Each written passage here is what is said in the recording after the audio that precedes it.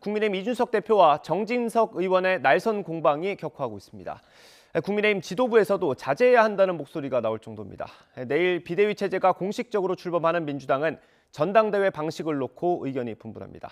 국회로 가보겠습니다. 김승환 기자. 네, 국회입니다. 네, 30대 대표 그리고 최다선 의원 사이의 갈등입니다. 거친 말도 오갔죠?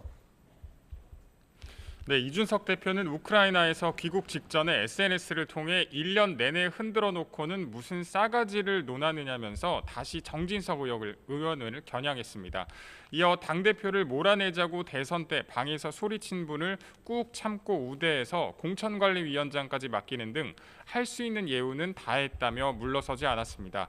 이 대표는 오늘 오후 인천공항을 통해서 귀국합니다. 기존 입장을 유지할 것으로 보이는 가운데 정진석 의원은 조금 전 SNS에 이 대표에 대한 직접적인 반박 없이 경제 위기 속에서 정부와 여당이 함께 지혜와 힘을 모을 때라면서 민생이 최우선이라고만 언급했습니다. 이런 가운데 당 지도부에서는 선거 승리 뒤 터져나온 불협화음에 부담을 느끼면서 양측에 자제해 줄 것을 요청했습니다. 논의 자체가 양측의 감정 싸움으로 비화하는 것은 적절치가 못하다. 당을 위해서 또 당원들의 그런 의견을 받들어서 이제는 더 이상의 그런 소모적인 논쟁을 하지 않는 것이 좋겠다는 것. 더불어민주당과의 후반기 원구성 협상도 진전이 없습니다. 권성동 원내대표는 오늘 최고위 회의 모두 발언에서 민주당이 법사위원장만 양보하면 일사천리로 진행될 것이라면서 기존 입장을 거듭 강조했습니다.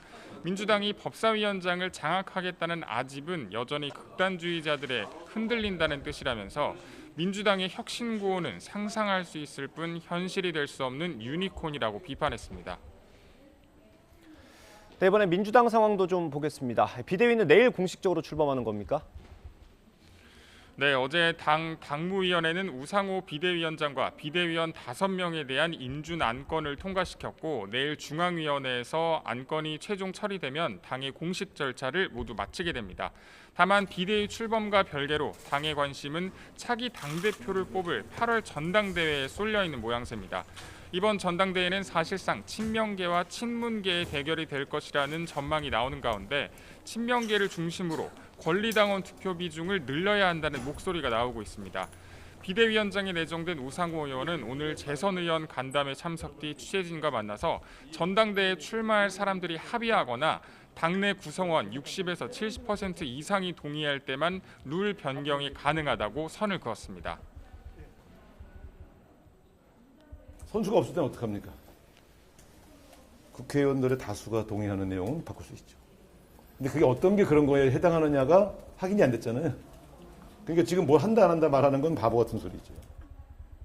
이런 가운데 민주당은 윤석열 대통령이 측근검사 13명을 주요 요직에 임명해서 권력을 분산해 견제하는 헌법의 기본 원리가 무색해졌다면서 전문성과 다양성이 결여된 마이웨이식 인사로는 복잡한 국정 운영을 감당할 수 없을 것이라고 경고했습니다. 지금까지 국회에서 YTN 김승환입니다.